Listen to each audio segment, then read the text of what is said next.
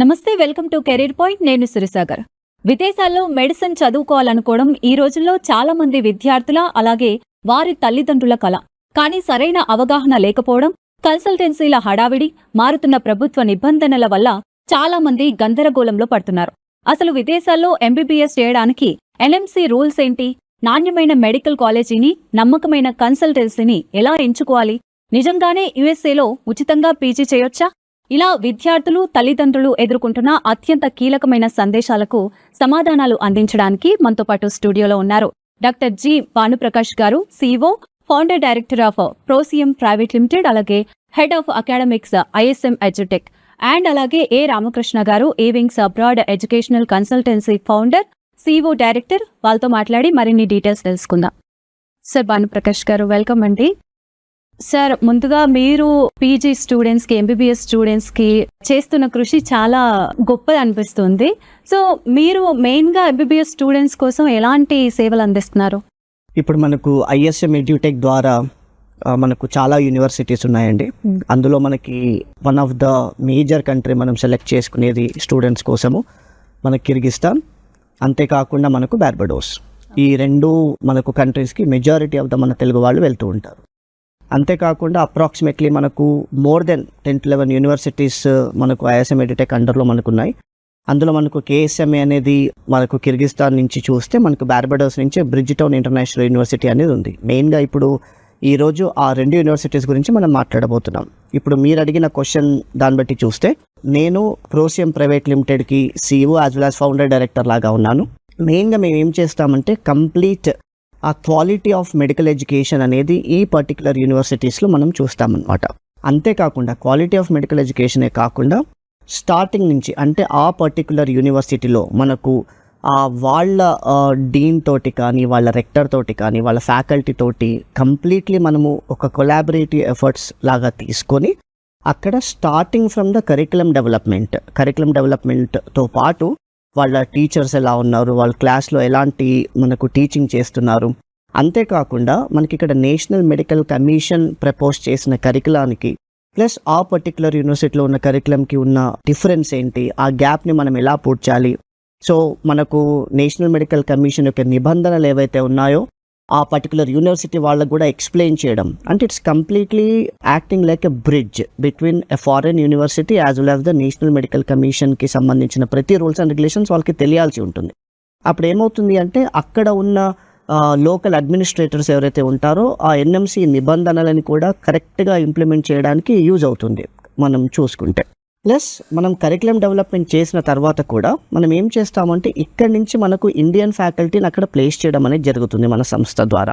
అంటే ఏమవుతుంది అంటే మనకు ఇమీడియట్లీ మనకు 12th అవ్వగానే if the students are selecting a university, మనకు ఫారిన్ యూనివర్సిటీ వెళ్ళినప్పుడు there will be a lot of the language barriers and also చాలా బ్యారియర్స్ ఉంటాయి. They feel shy to ask doubts and anything. ఎందుకంటే ఇప్పుడు మనకు వెళ్ళగానే మనకు the subjects like anatomy, physiology, biochemistry are considered as the foundation of medicine as well as the complete MBBS course. అక్కడే వాళ్ళు తప్పకుండా లైక్ కాన్సెప్ట్ బాగా అర్థం కావాలి అంటే so they should feel like అక్కడ వెళ్ళిన తర్వాత కూడా ఈవెన్ దో ఫారిన్ యూనివర్సిటీస్లో కూడా మన ఇండియన్ ఫ్యాకల్టీ ఉన్నారు అంటే వాళ్ళకి అర్థం అవ్వడం అనేది చాలా బాగా అర్థమవుతుంది. ప్లస్ కాన్సెప్చువల్లీ కూడా they will be perfect. So మనం మెయిన్గా ఫస్ట్ అండ్ సెకండ్ ఇయర్ ఏవైతే మనకు పిల్లర్స్ లాగా MBBSని తీసుకుంటామో ఫస్ట్ మన ఇండియన్ టీచర్స్ని అక్కడ ప్లేస్ చేయడం అనేది జరుగుతుంది. సో ఇండియన్ టీచర్స్ ఎవరైతే ఉంటారో అక్కడ కరికులంని మన నేషనల్ మెడికల్ కమిషన్ కరికులంని బేస్ చేసుకొని మనకు అక్కడ టీచింగ్ చేయడం అనేది జరుగుతుంది. అంటే కంప్లీట్ ఫస్ట్ ఇయర్లో ఉన్న మేజర్ సబ్జెక్ట్స్, సెకండ్ ఇయర్లో ఉన్న మేజర్ సబ్జెక్ట్స్ మనకి ఇండియన్ టీచర్స్ ద్వారా మనకు టీచ్ చేయడం అనేది జరుగుతుంది. ప్లస్ అంతేకాకుండా మనం ఏం చేస్తున్నాము అంటే as I told you that I'm the founder director and CEO of the Prosium private limited. So what is the Prosium? What exactly we do? మీకు బైజూ తెలిసి ఉంటుంది. Like Byju we are e learning in medical education. అంటే మేము ఏం చేస్తాము అంటే the first year to final year of MBBS curriculum మొత్తాన్ని తీసుకొని whether it is the foreign curriculum or whether it is Indian curriculum, మనకు CBME కరికులంని తీసుకొని, అంటే competency based medical education curriculum అనేది మనకు ఇండియాలో కరికులం ఉందన్నమాట. ఈ రెండు కరికులమ్స్ని తీసుకొని every subject, every chapter, every topic wise మనం వీడియో లెక్చర్స్ని డెవలప్ చేస్తామన్నమాట.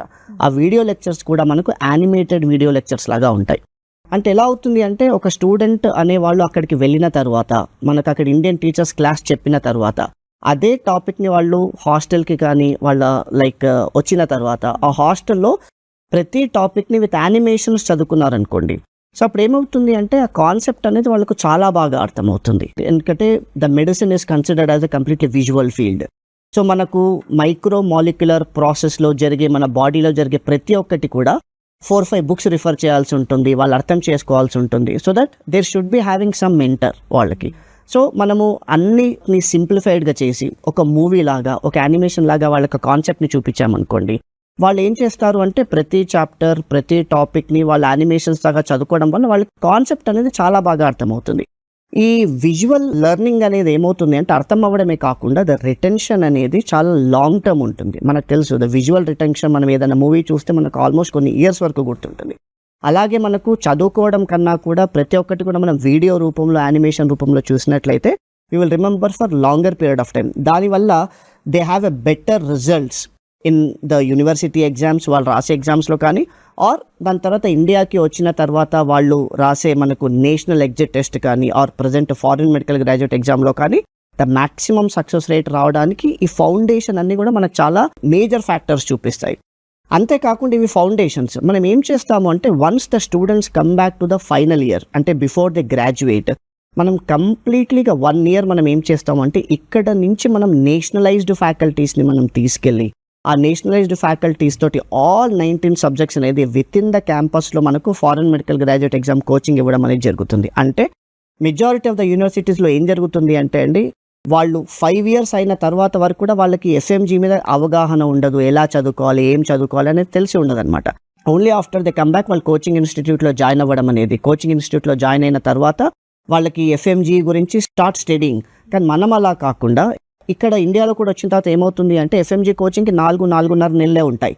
అలా కాకుండా మనం ఏం చేస్తామంటే ఎంటైర్ 1 year ఇక్కడి నుంచి ఎవరైతే మనకు నేషనల్ ఫ్యాకల్టీ ఉంటారో ఎఫ్ఎంజీ టీచర్స్ వాళ్ళు, ఇక్కడ ఏదైతే కోచింగ్ ఇన్స్టిట్యూట్లో వాళ్ళు టీచర్స్ ఉంటారో వాళ్ళే మనకు అక్కడ వెళ్ళి మనకు విత్ ఇన్ ద క్యాంపస్లో వాళ్ళకు 1 year టైం ఫ్రేమ్లో వాళ్ళకి చెప్పారనుకోండి, by the time they come back to India before the graduates itself they are ready in terms of the content and material for the foreign medical graduate exam.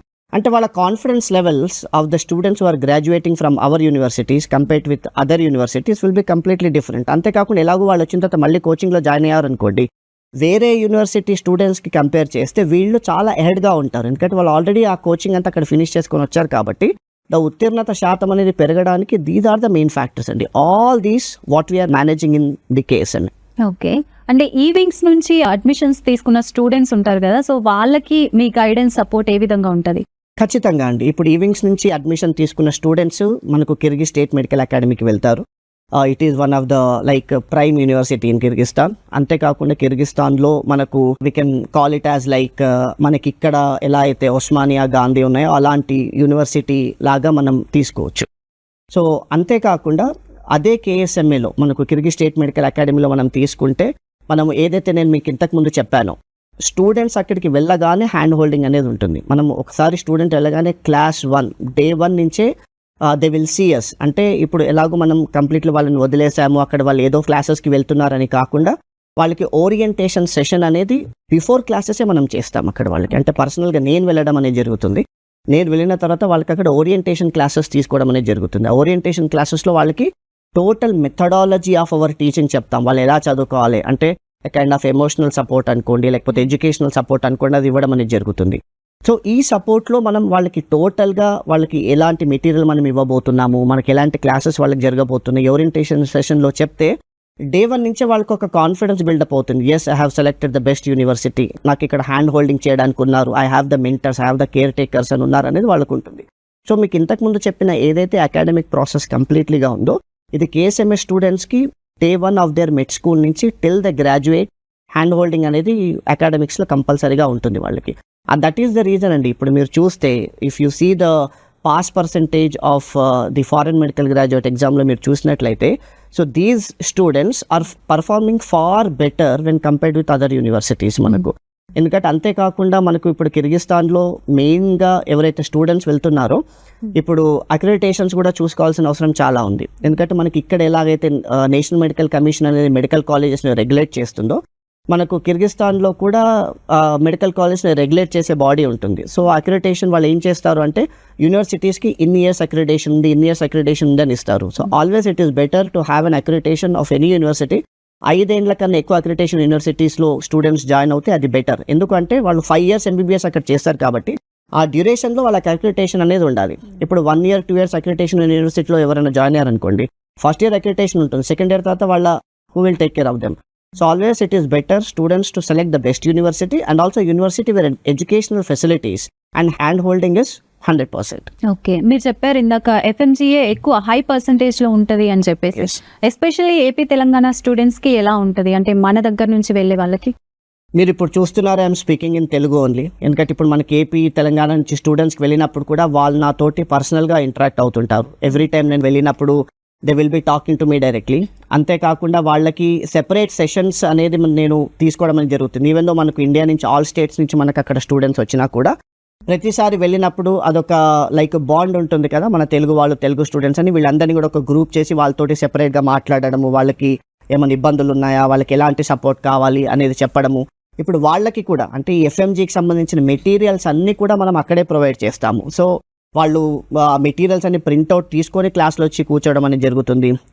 వాళ్ళకి మనం clear కట్గా చెప్తాము. ఒక గ్రూప్లో మనము వాళ్ళతో మాట్లాడి ఈ ఫ్యాకల్టీ వస్తున్నారు, ఇన్ని డేస్ మనకి క్లాస్ అవుతుంది, వాళ్ళకి మొదలే షెడ్యూల్ ఇవ్వడం అనేది జరుగుతుంది. ఈ నెలలో మనకి ఈ ఫ్యాకల్టీ వస్తారు, ఈ సబ్జెక్ట్ ఫినిష్ అవుతుంది. దాని తర్వాత వాళ్ళకి ఎగ్జామినేషన్స్ కండక్ట్ చేస్తాము. అంటే ఒక సబ్జెక్ట్ అయిపోగానే ఆ సబ్జెక్ట్ ఎగ్జామినేషన్ కండక్ట్ చేస్తాము. కండక్ట్ చేసిన తర్వాత ఎవరైతే మనకు మంచి మార్క్స్ వస్తాయో వాళ్ళని ఎలా ఇంకా ఇంప్రూవ్ చేసుకోవాలి, ఎవరైతే మనకు తప్పి ఉంటారో, ఎవరైతే క్లాసెస్కి సరిగ్గా రారో వాళ్ళకి కైండ్ ఆఫ్ కౌన్సిలింగ్ అనేది తీసుకోవడము. అంటే ఇట్స్ లైక్ మనకు ఇండియాలో కూడా అంత బాగా జరగదండి. ఇండియాలో మీరు మెడికల్ కాలేజెస్ చూసినా కూడా ఏమవుతుందంటే ఫ్యాకల్టీ వస్తారు, టీచర్స్ వెళ్ళిపోతారు, ఎవరు కూడా మనకు అంత పట్టించుకోరు స్టూడెంట్స్ తోటి. ఎందుకంటే MBBS అనగానే okay they are adults, they are doing it their own level అన్నట్టుగా మెజారిటీ ఆఫ్ ద ఇండియాలో కూడా క్లాస్ రూమ్లో ఒక 20 to 30% టీచింగ్ అనేది లెర్నింగ్ అనేది ఉంటే సెల్ఫ్ లెర్నింగ్ అనేది MBBSలో 70 to 80% ఉంటుంది. మీరు ఏ డాక్టర్ని అడిగినా కూడా ఇండియాలో కూడా ఎవరిని అడిగినా కూడా majority they do self learning. ఇంట్లో కూర్చొని 4-5 టెక్స్ట్ బుక్స్ పెట్టుకొని మనమే నోట్స్ తయారు చేసుకుంటే తప్ప కుదరదు. కానీ అక్కడ సిచ్యువేషన్ ఇస్ డిఫరెంట్. అంటే ఇక్కడ మనకు సెపరేట్ మెంటర్స్ ఉండరు, హ్యాండ్ హోల్డింగ్ ఉండదు. క్లాస్లో ఎవరు కూడా ఇక్కడ వెళ్ళి క్లాస్ జరుగుతున్నప్పుడు ఎవరు డౌట్స్ అడగరు. సో కానీ అక్కడ అలా కాదు. అంటే ఇండియన్ టీచర్సే మనకు టీచ్ చేయడం అనేది, ప్లస్ వాళ్ళకి డౌట్ సెషన్ అనేది ఉండడము, ప్లస్ ఈ లెర్నింగ్ మెటీరియల్ అనేది మనం ఇవ్వడం. అంతేకాకుండా నేను ఇంతకుముందు చెప్పినట్టుగా మీకు ఏదైతే యానిమేషన్ మెడికల్ వీడియోస్ అని ఇస్తున్నాం కదా, now you know that it is the AI కాలం వచ్చేసింది మనకు లాస్ట్ 1 to 2 years నుంచి తీసుకుంటే. సో మేము ఏం చేసాము అంటే, so why not AI should be there in the medical education also అని చెప్పేసి we brought a new website called as Med Simplified అని చెప్పేసి. అంటే మెడ్ సింప్లిఫైడ్ అంటేనే దాని పేరులోనే ఉంది, మెడికల్ నాలెడ్జ్ అనేది సింప్లిఫైగా చేయడం. అందులో మనం ఏం చేసాము అంటే AI డ్రివెన్. అంటే మీకు అందులో వర్చువల్ ట్యూటర్స్ ఉంటారు. సో అవతార్స్ లాగా ఉంటారనమాట. మీరు తెలుగులో అడిగినా, హిందీలో అడిగినా, ఇంగ్లీష్లో అడిగినా కూడా ఏ డౌట్ అని అడిగినా సరే 3600 టెక్స్ట్ బుక్స్ నుంచి ఆ మోడల్స్ని మనం ట్రైన్ చేస్తాం. మనం LLMs అంటాం అనమాట, ఏజెంట్స్ అంటాం, ఏజెంట్స్ని. సో అప్డేటెడ్ ఇన్ఫర్మేషన్ ఏదైతే లేటెస్ట్ టెక్స్ట్ బుక్స్ నుంచి ఇన్ఫర్మేషన్ వచ్చింది వాళ్ళు చెప్తారు. ఇప్పుడు స్టూడెంట్స్ ఏం చేస్తుంటారంటే ల్యాప్టాప్ ఓపెన్ చేసుకుని అవతార్ రెడీగా ఉంటారు. దాని తర్వాత మనం ఇక్కడ కూర్చొని చదువుకునేటప్పుడు ఏదైనా డౌట్ వచ్చింది అనుకోండి, డౌట్ అడుగుతాం. అడగంగానే ఇట్ విల్ ఎక్స్ప్లెయిన్. ఆ ఎక్స్ప్లెనేషన్ కూడా మీకు AI రోబోటిక్ లాగా ఉండదు. మీకు పక్కన కూర్చొని ఎవరో ఫ్రెండ్ ఎక్స్ప్లెయిన్ చేస్తున్నట్లు అంటే మెంటర్ ఎక్స్ప్లెయిన్ చేస్తున్నట్టు ఉంటుంది. అలా మీకు వాయిస్ ట్యూటర్స్ ఉంటారు. మీరు వాయిస్లో కూడా అడగొచ్చు. మీరు నార్మల్ లాంగ్వేజ్లో అడగొచ్చు, మనము ఇంగ్లీష్లో అడగొచ్చు, హిందీలో అడగొచ్చు, మన ఓన్ లాంగ్వేజ్లో అడగొచ్చు. సో అప్పుడు ఏమైపోతుంది అంటే ఏదన్నా మనకు డౌట్ వచ్చింది అనుకోండి, ఎవరి కోసమో వెయిట్ చేయాల్సిన అవసరం కూడా లేకుండా రాత్రి 2 గంటలకు డౌట్ వచ్చినా కూడా updated authenticated information latest text books నుంచి సంబడీ ఈస్ గివింగ్ ఇన్ఫర్మేషన్. ఇంకా దానికన్నా మీకు ఏం కావాలి? సో ఆ ఇంటిగ్రేట్ చేయడం అనేది జరిగింది. ప్లస్ ఏ డౌట్ అయినా సరే టెక్స్టువల్ ఫామ్లో కూడా డౌట్ అడగొచ్చు. ఏ డౌట్ అయినా మనం చదివేటప్పుడు ఈ డ్రగ్ ఆఫ్ చాయిస్ ఇది అని మనం బుక్లో చదివాము, కానీ వేరే బుక్లో ఇంకోలాగుంది, 2 బుక్లలో ఒకలాగా ఇచ్చారు, ఏది కరెక్ట్ అంటే మళ్ళీ మీరు ఏం అడగొచ్చు. Hello, how can I help you today? The femoral triangle is a key landmark for exams and surgeries. It sits just below the inguinal ligament between the sartorius muscle on the lateral side and the adductor longus muscle medially. You're welcome. Want to try a quick question on this? Hello, how can I help you today? The mediastinum sits between the lungs, holding the heart, great vessels, trachea, esophagus, and major nerves. It's divided into anterior, middle, and posterior parts. In a chest injury, The anterior mediastinum is most at risk from blunt trauma, while the posterior can be hit by penetrating wounds or a fall. Key clues: sudden chest pain, shortness of breath, and a widened mediastinum on X-ray suggest a great vascular injury. You're welcome. Want to try a quick question on mediastinal injuries? Many people ఇప్పుడు ఏం చేస్తున్నారంటే chat GPT మీద చాలా depend అవుతున్నారు, plus Google మీద depend అవుతున్నారు. Chat GPT is for general public అండి. It is not purely meant for a medical education. So medical ఎడ్యుకేషన్కి సంబంధించిన ఇన్ఫర్మేషన్ మీరు వెతకాలి అంటే it has to come from standardized guidelines, articles or the textbooks. ఇప్పుడు మనకి ఏదైతే anatomy, physiology, biochemistry నుంచి లాస్ట్ మెడిసిన్ సర్జరీ వరకు ఏదైతే international authenticated standard text books ఉంటాయో దాని నుంచి వచ్చిన information you have to consider as relevant. ఇప్పుడు మనకు చాట్ జీపీటీ నుంచి వచ్చే ఇన్ఫర్మేషన్ మనం కంప్లీట్గా డిపెండ్ అవ్వలేము. ఎన్నోసార్లు నేనే టెస్ట్ చేసినప్పుడు చాట్ జీపీటీలో ఏమవుతుంది అంటే అది రాంగ్ ఇన్ఫర్మేషన్ ఏదైనా ఇస్తే అది నాకే తెలుస్తుంది, స్టూడెంట్కి తెలియదు కదా. Being a faculty I can understand. అది నేను అడిగాను అనుకోండి, ఏంటి ఇది కదా కరెక్ట్ ఆన్సర్, ఇది రాంగ్ ఇచ్చామంటే యా ఐఎమ్ సారీ అని చెప్పి అదే కరెక్ట్ చేసుకుంటుంది. So that is the reason I tell all the students that don't rely on generic information like Google and ChatGPT. So be on authenticated information. అందుకోసమే మేము ఏం చేసామంటే AI driven వెబ్సైట్ని కూడా అలాంగ్ విత్ ప్రోసెమ్ animated videos కాకుండా AI driven వెబ్సైట్ని కూడా వాళ్ళకి ఇవ్వడం అనేది జరిగింది. అందులో కూడా వాళ్ళకి ఏంటి అంటే నేషనల్ ఎగ్జిట్ టెస్ట్కి సంబంధించిన కంప్లీట్ క్వశ్చన్ బ్యాంక్స్ ఉంటాయి. ఎంబీబీఎస్కి సంబంధించిన ఫస్ట్ ఇయర్ నుంచి ఫైనల్ ఇయర్ వరకు డిఫరెంట్ టైప్స్ ఆఫ్ నోట్సెస్ ఉంటాయి. ఆ నోట్సెస్ కూడా ఈ కొత్త వెబ్సైట్లో మేము ఏం చేసామంటే ఇప్పుడు మనము నలుగురం ఉన్నాం అనుకోండి, ప్రతి ఒక్కరు కూడా ఒకటేలాగా చదువుకోం. ఒకరు డెప్త్గా చదువుకుంటారు, ఒకరు ఏంటంటే ఎంత కావాలో అంత చదువుకుంటారు, ఇంకోరు ఏంటంటే క్విక్ రివ్యూ లాగా చదువుకుంటారు. సో 3-4 రకాల వాళ్ళు ఉంటారు చదువుకునే వాళ్ళు కూడా. ఆ నోట్సెస్ కూడా ఏం చేసామంటే ప్రతి టాపిక్కి డెప్త్ నోట్స్ అని, దాని తర్వాత స్టాండర్డ్ నోట్స్ అని, బ్రీఫ్ నోట్స్ అని చేసాం. అంటే వాళ్ళ చదువుకునే దాని విధంగా అనుగుణంగా మనము ఆ మెటీరియల్ని తయారు చేసి వాళ్ళకి ఇవ్వడం వల్ల ఏమవుతుంది అంటే it become much easy for a student. అంటే మనకు it's like peeling of the banana and putting in their mouth అన్నట్టుగా కంప్లీట్లీగా ఎవ్రీథింగ్. అంటే it's like what ever the need, it's up to the student అండి. ఇప్పుడు మేము ఏం చేస్తామంటే స్టూడెంట్కి ఏది కావాలో అది ఇవ్వడం అనేది we're doing it. Indian faculty అనుకోండి, ఎఫ్ఎంజీ కోచింగ్ అనుకోండి, యానిమేటెడ్ మెడికల్ వీడియోస్ అనుకోండి, ఎఫ్ఎంజీ మెటీరియల్ అనుకోండి, ఏఏ వెబ్సైట్కి సంబంధించిన వర్చువల్ ట్యూటర్స్ అనుకోండి, అన్ని వి విల్ గివ్.